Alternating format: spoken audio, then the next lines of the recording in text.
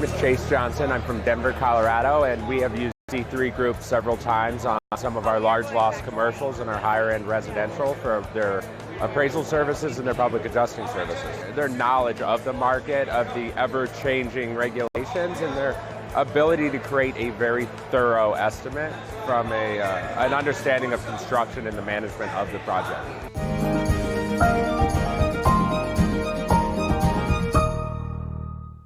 Happy Tuesday, everyone. Lead meteorologist Sean Choquette here for our daily 12 p.m. hail forecast, sponsored by C3 Group and Merlin Law Group.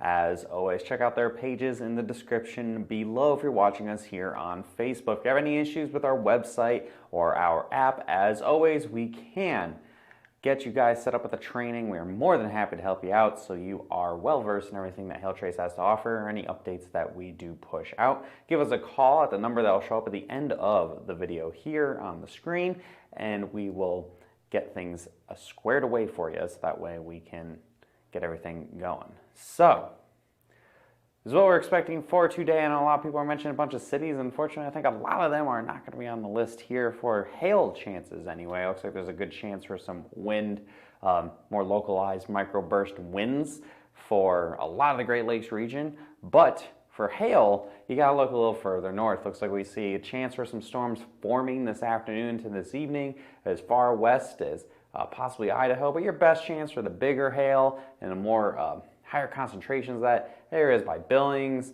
maybe over by Rapid City, even towards Bismarck.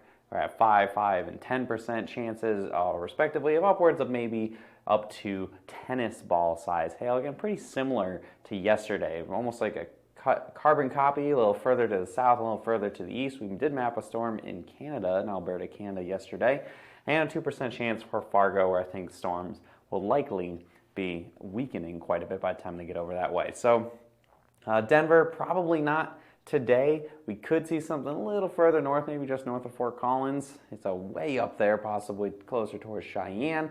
But for the most part, I think we're not going to see too much hail along that front range today. Another side note, it's not on this map here. We are seeing some storms in northern Maine and eastern Maine as well. That's currently happening with some pretty large hail there. But unfortunately, much like here, the population is a little limited for those storms. So looking at that future radar, we see quite a bit of activity forming through this evening. Got that 5% chance. I know Billings is in this region around somewhere. I can't point out on the map super well compared to every other areas we normally look. But again, storms should form and they'll quickly wind down this evening, probably a little after sunset, which of course in Montana this time of year is a lot later. It's closer to 10 o'clock. So, going into a little further to the east, showing parts of the Dakotas. Again, similar story. Storms form, move through, and then they begin to weaken as the evening wears on. That sun sets. Again, when you're further north, it's going to be going down a little bit later. So we'll be seeing, again, anywhere up to tennis ball size hail and the biggest hail chances. Somebody's asking what kind of pattern y'all seeing. Looks like a kind of similar to not last year, where we're going to have a trough still kind of in place. So we'll probably see more activity than usual for July, but July is also, we're on the downward trend compared to previous months. However, as everything is finally pushing north, I think the front range gets a little bit better chances coming into July here, and also this what we call northwest flow, and that's where like Chicago and stuff got storms last week, where we have the flow coming in this way, and that will give the possibility of storms as we move through a good chunk of the rest of the summer. So going into tomorrow for your Wednesday, even more focused than today. South Dakota, Rapid City is probably your pick city, up to tennis ball size hail. Similar story, different kind of day. You look at that future radar, almost looks like the exact same as what I had for today, but I promise you it's different. It is tomorrow, a little bit better chance for Rapid City. That's going to be your biggest population center at risk, and anywhere up to tennis ball size hail with those strongest hail storms. Maybe even a little larger than that if something can really get cranking, but for the most part I think it's going to be around there.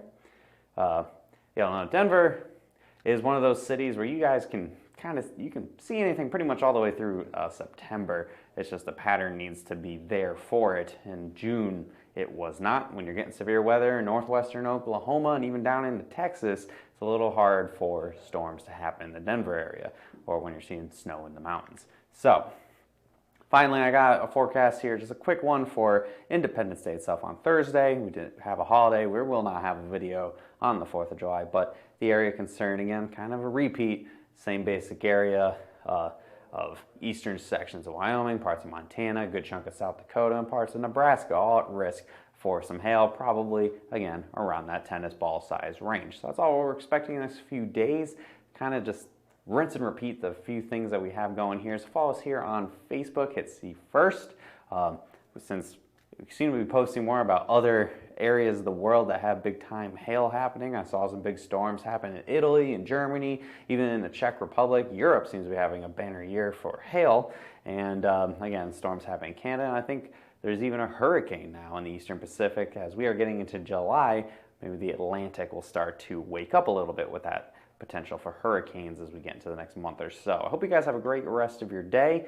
Give us a call with any questions or comments, concerns. Yeah, you need to set up a training, of course, if you're interested in what Hailtrace has to offer. Even if it's a little quiet, we do our best to make sure you maximize your potential. And give us an email, info@hailtrace.com, and visit our website at hailtrace.com. Finally, check out our Instagram as well, simply @Hailtrace. Hope you guys have a great rest of your Tuesday. I'll see you guys again tomorrow for our daily 12 p.m. hail forecast, whatever platform you like to watch us on. Have a great day, everybody.